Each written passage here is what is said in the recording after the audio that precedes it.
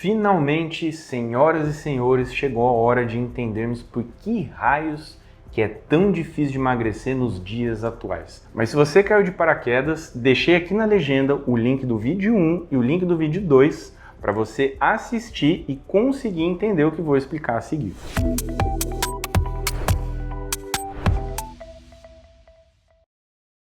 Até aqui a gente foi capaz de entender que a vida evoluiu com uma característica que foi fundamental para a sobrevivência de todos os mamíferos, e é a capacidade de armazenamento de muita energia na forma de gordura. Então, esses pneuzinhos que são tão odiados hoje foram o ápice da evolução dos mamíferos no que diz respeito à sua sobrevivência. Além disso, entendemos que esse mecanismo de acúmulo de gordura foi exacerbado após o período industrial, ali por volta da década de 60. Lembramos inclusive que o tio gordinho um dia foi magrinho. Agora precisamos fechar com chave de ouro e entendermos o que mudou a partir da industrialização dos alimentos. Já adianto para vocês que é a combinação de duas coisas. De um lado, a alteração das características dos alimentos e do outro lado, um hormônio que é o hormônio mais abusado entre os fisiculturistas gigantescos. Mas pera lá, você não tá ficando meio doido não? Mas que raio que tem a ver fisiculturista com dificuldade para perder peso? Não seria justamente o contrário? Esses atletas são extremamente secos. Pois é, o raciocínio de vocês está corretíssimo. Ocorre que o hormônio mais anabólico que existe não são os anabolizantes esteroides, mas sim a insulina. Meu amigo, é a insulina. A insulina é o hormônio mais anabólico que existe no corpo humano. E para quem não sabe, anabolismo diz respeito à capacidade de fazer com que uma célula cresça. Ou seja, anabolizar é crescer. Então, a insulina, dentre todos os hormônios que conhecemos, é o hormônio com a maior capacidade de fazer com que uma célula cresça. Agora, além dela possuir essa característica anabólica, ela não possui muita seletividade, ou seja, ela se liga em praticamente todos os tecidos do nosso corpo. Tá, agora guarda esse raciocínio para que a gente possa fazer sentido depois. Agora, voltando um pouquinho, falei que o problema era uma combinação de duas coisas, que de um lado tínhamos insulina e do outro lado a alteração das características dos alimentos. Agora, para entendermos essa alteração da característica dos alimentos, precisamos voltar um pouquinho no tempo e lembrar-nos de qual tipo de alimento as pessoas costumavam consumir.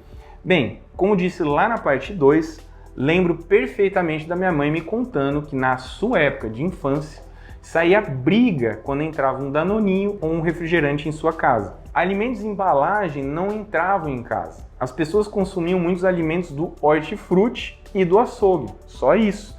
Não tinha docinho, não tinha bolachinha, bolinho, biscoitinho, salgadinho e por aí vai. Esses produtos eles começaram a ser introduzidos de forma muito lenta a partir da década de 60. Foi somente na minha geração que houve uma explosão no crescimento de produtos industrializados nos mercados. Porém, por influência do passado que minha mãe teve, ela restringiu o máximo possível a presença desses alimentos dentro de nossa casa. Então, meus irmãos e eu quase não tivemos contato com esse tipo de produto e, portanto, tivemos uma infância e uma adolescência magra e saudável. Agora, o que ocorre é que esses alimentos industrializados são riquíssimos em carboidratos refinados, vulgo açúcar. E esse excesso de açúcar nos alimentos, aliado ao alto índice glicêmico desse alimento, são responsáveis por explodir a produção dos níveis de insulina dentro do nosso corpo. Agora vamos conseguir finalizar o raciocínio de uma forma total. Então, o índice glicêmico do alimento diz respeito à velocidade com que o açúcar entra dentro da corrente sanguínea. Quanto mais alto esse índice glicêmico for, mais rápido esse açúcar vai entrar na corrente sanguínea e mais insulina, consequentemente, será produzida. E quanto maior a carga glicêmica desse alimento, mais açúcar é colocado para dentro, maior a quantidade é colocada. Índice glicêmico diz respeito à velocidade e a carga glicêmica diz respeito à quantidade total de açúcar. Então, meus caros, os alimentos industrializados, de uma forma geral, possuem altos índices glicêmicos e altas cargas glicêmicas, ou seja, uma quantidade enorme de açúcar entra de uma forma muito rápida na sua corrente sanguínea, fazendo com que os níveis de insulina disparem. E o que essa insulina alta vai então fazer?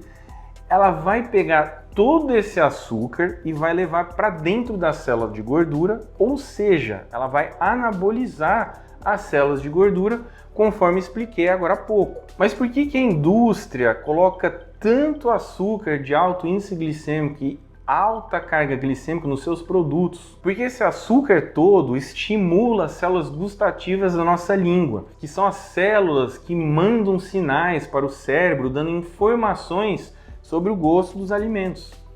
E esse açúcar todo estimula muito a produção de dois neurotransmissores que são responsáveis pelos mecanismos de prazer e recompensa do nosso cérebro. São eles a serotonina e a dopamina. Toda vez que esses neurotransmissores são estimulados, nosso cérebro entende que aquilo é algo muito benéfico e ele reforça o padrão de comportamento, fazendo com que você queira buscar cada vez mais aquele estímulo, que no caso é o estímulo que o açúcar proporciona. Portanto, toda vez que ingerimos açúcar, esse açúcar irá estimular em excesso a insulina e, por sua vez, irá estimular a produção de dopamina e serotonina. Portanto, toda vez que ingerimos açúcar, esse açúcar irá estimular em excesso a insulina, irá estimular a produção de dopamina e serotonina. Dessa forma, teremos mais gordura no corpo e nosso cérebro irá reforçar esse comportamento, fazendo com que você queira buscar sempre esse alimento. Agora vocês conseguem entender como tudo está interligado. Precisei falar dos primeiros seres vivos para chegarmos até a industrialização e a parte química do nosso cérebro. O entendimento da fisiologia é fundamental para que o médico possa agir nos pontos certos e auxiliar seu paciente no processo de emagrecimento, que hoje se tornou extremamente dificultoso graças às armadilhas da indústria alimentícia. E essa gordura, ela é extremamente sensível aos mecanismos da insulina. E essa insulina, por sua vez, ela é extremamente sensível ao tipo de alimento que vocês ingerem. Quanto mais carboidrato refinado de alto índice glicêmico e de alta carga glicêmica, maior serão os estímulos para síntese e formação de gordura. Então, pessoal, agora deu para entender de uma forma mais clara como que a gordura é formada e o porquê que ela foi necessária em um determinado ponto da nossa evolução. E o mais importante, sabendo desses mecanismos, o médico consegue ajustar algumas pecinhas para que o seu emagrecimento possa ser um pouco menos custoso. Bom, pessoal, espero que eu tenha conseguido esclarecer para vocês o motivo pelo qual é tão custoso emagrecer. Se esse conteúdo trouxe clareza, maior clareza para você, inscreva-se no nosso canal para continuar recebendo dicas de saúde e envia também esse vídeo para aquela pessoa que, assim como você, pode se beneficiar com essas informações.